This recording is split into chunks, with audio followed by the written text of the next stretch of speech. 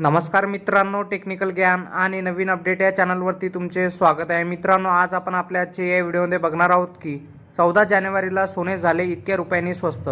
जाणून घ्या किती रुपयांनी सोने स्वस्त झाले। चला तर बघूया आपल्या आजच्या या व्हिडिओच्या माध्यमातून। मित्रांनो, नवीन वर्षात सोने आणि चांदी तेजीच्या लाटेवर स्वार झाले होते, पण आठवड्याच्या दोन्ही मौल्यवान धातू मागले होते।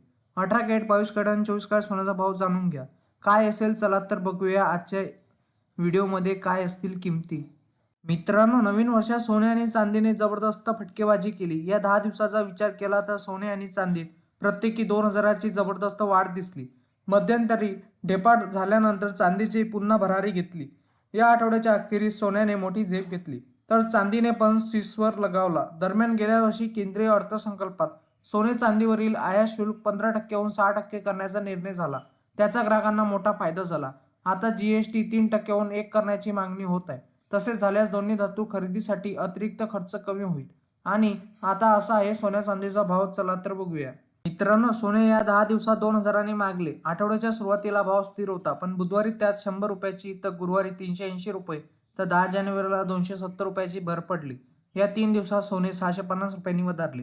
गोल्ड रेटनुसार आता 22 कॅरेट सोने 73,000 रुपये प्रति 10 ग्रॅम तर 24 कॅरेट सोन्याचा भाव 79,620 रुपये प्रति 10 ग्रॅम आहे। मित्रांनो, त्याचप्रमाणे चांदीने मरगळ झटकली। गेल्या आठवड्यात चांदी 2000नी मागली होती तर 1000नी स्वस्त झाली होती। या सोमवारी चांदीने 1000ची भरारी घेतली। मध्यंतरी ब्रेक घेतल्यानंतर 10 जानेवारीला रोजी चांदी 1000नी मागली होती। गोल्ड रेटनुसार आता 1 किलो चांदीचा भाव 93,500 रुपये इतका आहे। मित्रांनो, इंडियन बुलियन अँड ज्वेलर्स असोसिएशननुसार आयबीचे म्हणते की 24 कॅरेट सोने 78,018 रुपये तर 23 कॅरेट सोने 77,706 रुपये तर 22 कॅरेट सोने 71,465 रुपयावर आहे। तर 18 कॅरेट आता 58,514 रुपये तर 14 कॅरेट सोने 45,641 रुपये प्रति 10 ग्रॅमवर आहे। तर 1 किलो चांदीचा भाव 90,268 रुपये इतका झाला। वायदे बाजारात आणि आंतरराष्ट्रीय बाजारात सोने आणि चांदीवर कुठलाही कर शुल्क नसते, तर सर्व बाजारात शुल्क आणि कराचा समावेश होत असल्याने भावात तफावत दिसून येत असते।